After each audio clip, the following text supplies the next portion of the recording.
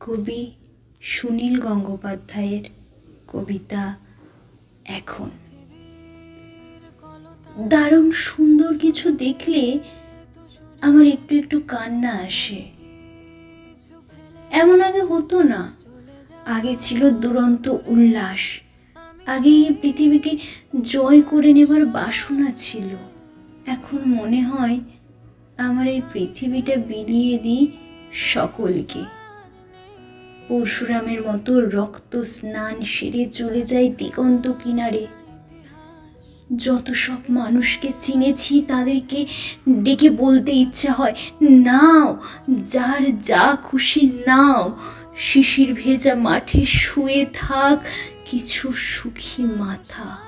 আমি সেই মানুষটা তলিয়ে গেছি জোড়া বালিতে, চোখে জল আসে না, খুবই তুচ্ছ এ ব্যাপার। আমি এগিয়ে যাই